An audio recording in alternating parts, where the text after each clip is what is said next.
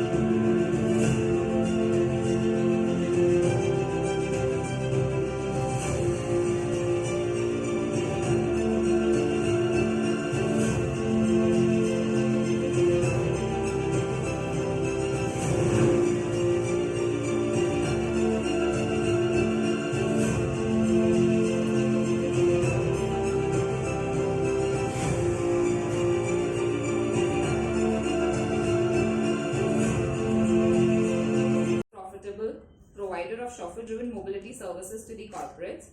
Ecos provides the convenience of being the single point of contact for all the mobility-related needs of corporate customers with 24/7 manned customer care, seamless technology integrations, and high standards of safety and hygiene. Ecos has a presence over 109 cities across 21 states and 4 union territories. And under the visionary of leadership of Mr. Rajesh Lumba and Mr. Aditya Lumba, Ecos has demonstrated consistent financial performance and has a robust business model. Ecos operates as an asset-light model, and Ecos has a fleet size of over 12,500 vehicles, from economy to luxury cars, minivans, and luxury coaches.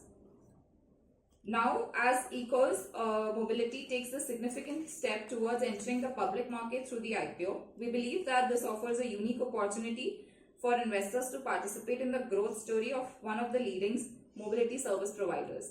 And as we all know that mobility is the hour of the need. So here again I welcome you all on behalf of Ecos Mobility, and thank you for coming here. I'll just hand over to Mr. Rajesh Lumba for describing his journey.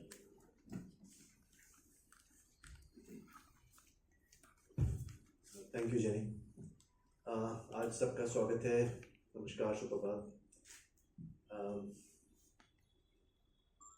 मैं आपके सामने आज आया हूँ अपनी company को present करने के लिए, और आपने टाइम निकाला उसके लिए आपका बहुत बहुत धन्यवाद। हमारी कहानी काफ़ी पुरानी है। ये प्रेजेंटेशन शुरू करने से पहले मैं थोड़ा सा आपके साथ शेयर करना चाहूँगा कि कहाँ से हमने शुरू किया। मेरे फादर ने एक्चुअली ये बिजनेस का जो सीड है उन्होंने 50 साल पहले लगाया था, जिसका कि आज वृक्ष का फल हम एंजॉय कर रहे हैं, उसकी छाया में बैठे हैं। वो एक एक्स आर्मी ऑफिसर थे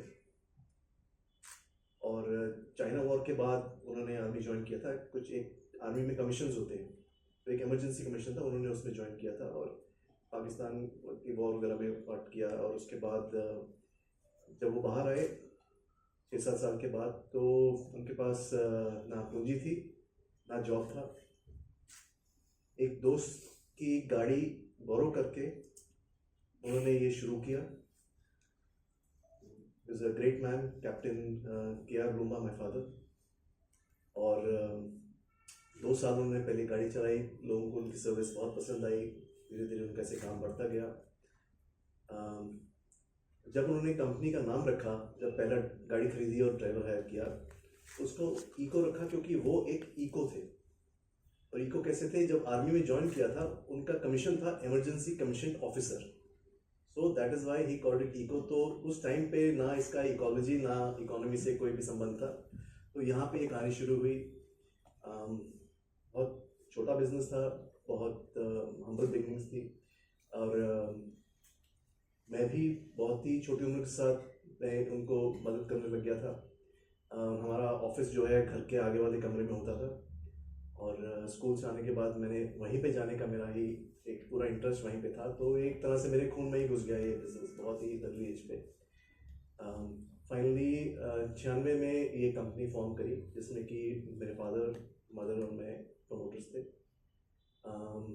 अचानक 2002 में उनका देहांत हो गया। उसके बाद आदित्य, मेरा भाई, मेरे से 10 साल छोटा है, उसने ज्वाइन किया और हमने डिसाइड किया कि इसका हम कुछ बड़ा करेंगे ज़िंदगी में, जॉब नहीं करेंगे, इसी को ही आगे लेके जाएंगे।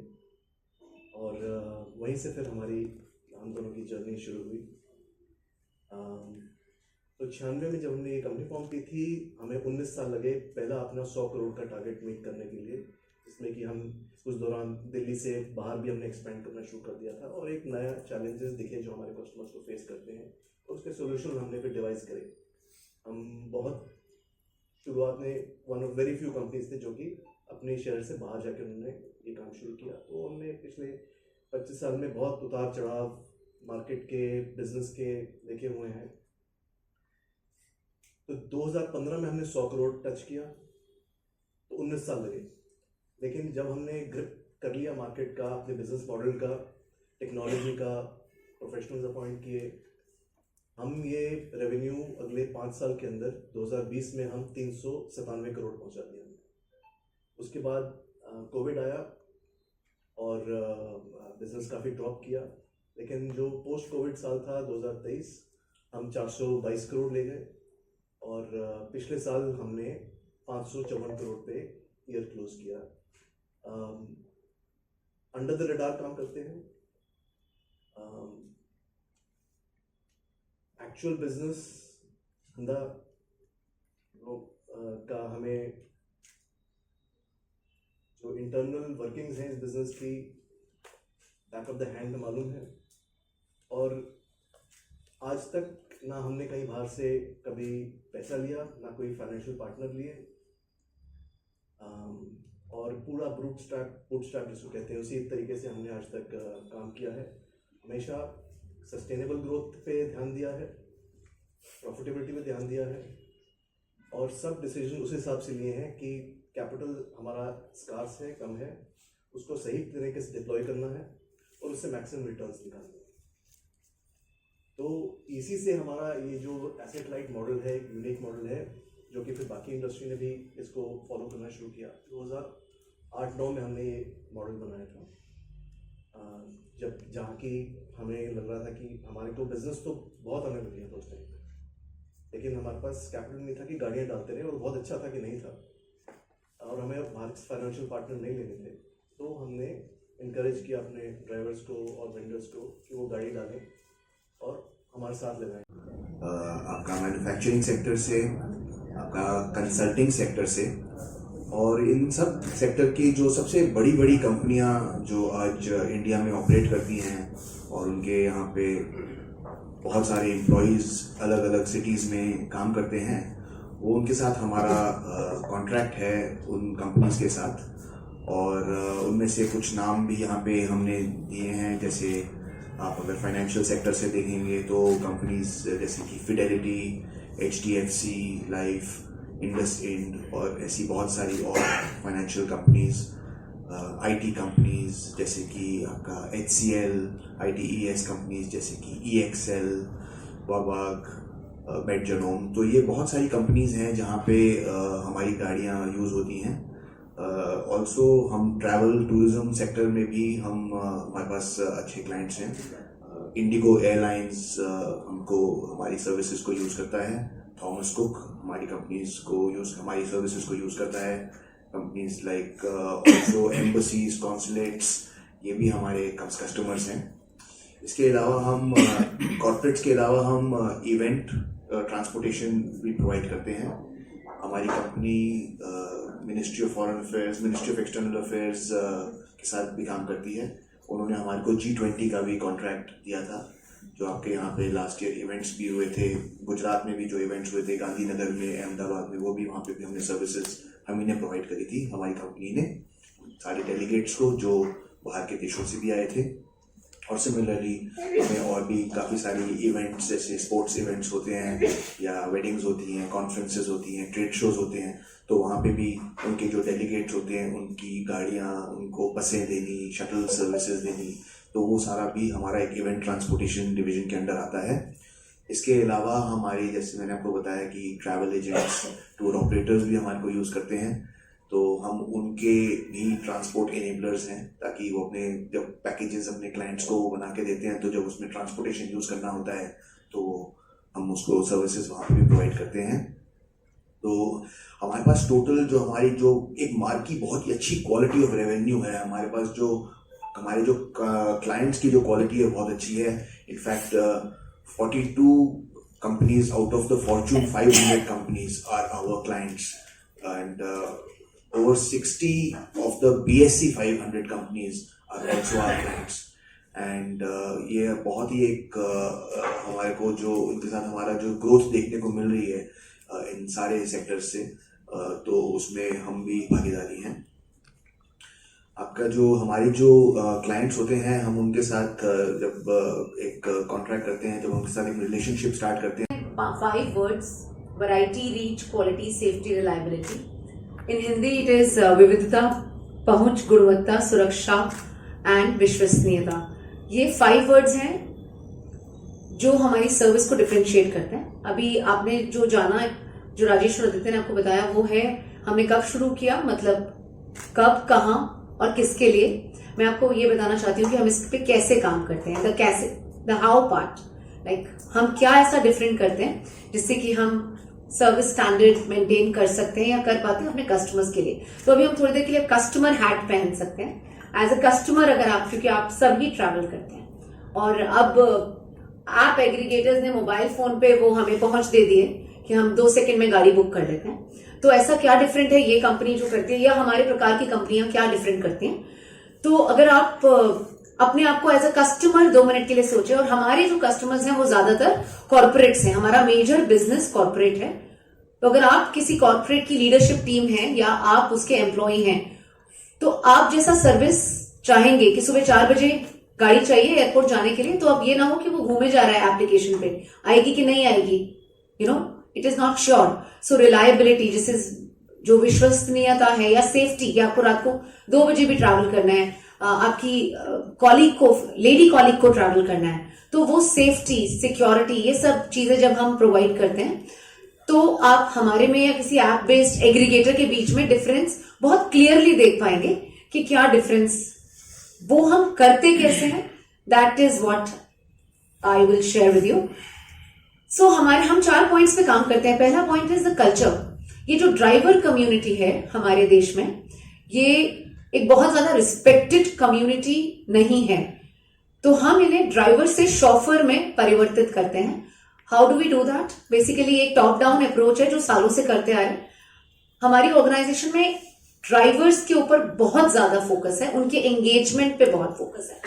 उनके बर्थडे से लेके उनके फैमिली इंटरवेंशन, फैमिली सेलिब्रेशंस, हर महीने उनके अवार्ड्स करना, इन सब चीजों के थ्रू हम उनके साथ एक बहुत स्ट्रॉन्ग रिलेशनशिप क्रिएट करके रखते हैं, ताकि ऐसे एनवायरनमेंट में जहां पे कोई भी कुछ गाड़ियां डाल के इस तरह का बिजनेस शुरू कर सकता है, क्योंकि हम एक एसेट लाइट मॉडल है, तो कैसे हम उनके साथ अपनी स्टिकीनेस को बढ़ाए रखें, उस पर बहुत ज्यादा फोकस है. That is the first point. दूसरा point is training, training, training and training. क्योंकि अल्टीमेटली जो शॉफर है वो ही सर्विस डिलीवर कर रहे हैं. गाड़ी तो एक समान है हर तरफ, शॉफर डिफरेंशिएशन क्रिएट करते हैं, तो उनको हम हर तरीके से ट्रेन करते हैं.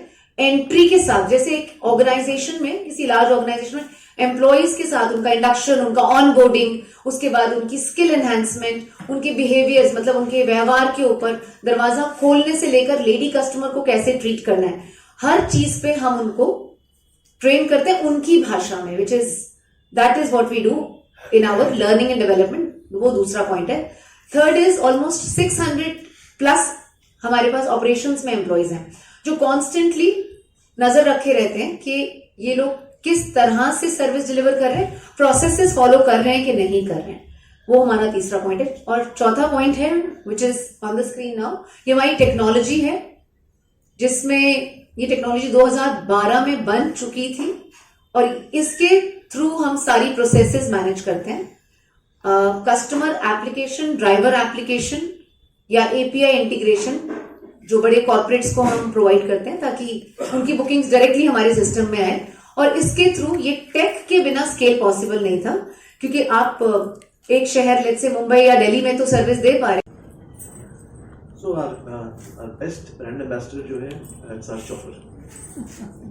आप समझिए, क्योंकि अगर वो ट्रेंड होगा, खुश होगा,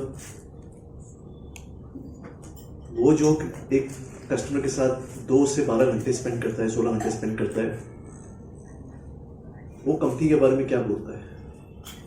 अगर अमिताभ बच्चन को बुलाएंगे वो बोलेगा, लेकिन अगर कस्टमर गाड़ी में बैठा हुआ है ना और ड्राइवर बोले कि जी बिल्कुल बेकार कंपनी है और मेरे को ऐसे करते हैं वैसे करते हैं, तो वो कस्टमर भी का जो मेंटालिटी है, जो कि माइंडसेट है कंपनी के प्रति, पॉजिटिव नहीं रहेगा. तो we believe driver is the best brand ambassador and we must make sure कि ये लोग अच्छे से ट्रेंड हैं और खुश हैं.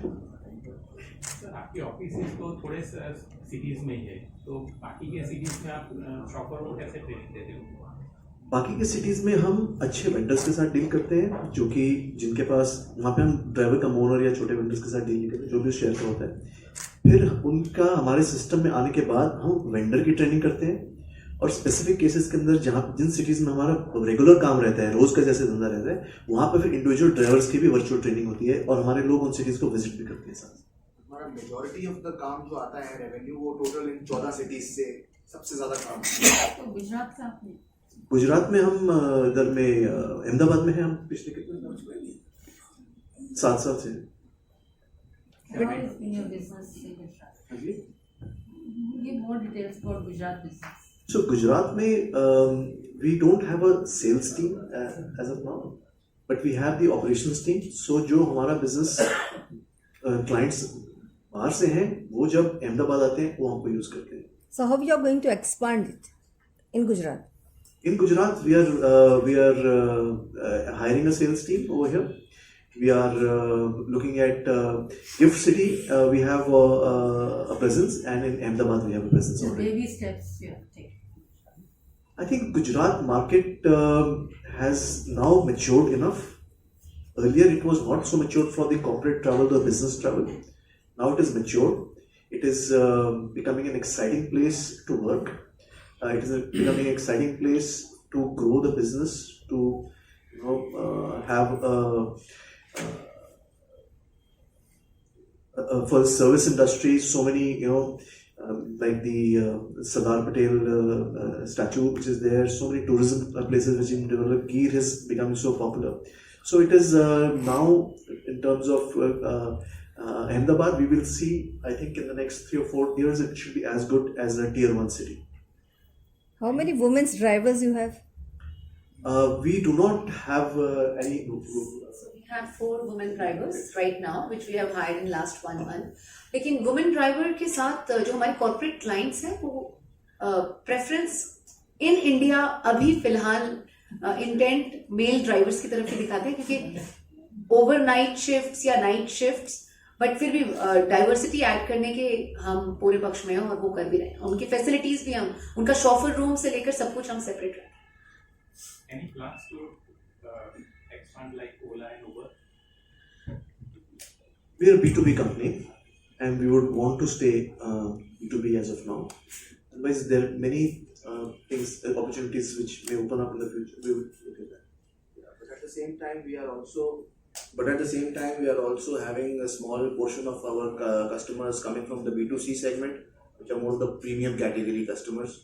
And we do intend to expand that base of the customers also, because now we are seeing that base also expanding, where a lot of people are looking for premium service and they want a very reliable service and they want a variety of fleet of vehicles. So that also we'll be focusing on the brand building. We are not very well known in the B2C segment, which we want to change that, so that the kind of service we're offering to our corporates, we should be able to offer it to individuals also. Your issue is 100% OFS, offer for sale. Why don't you offer this fresh issue?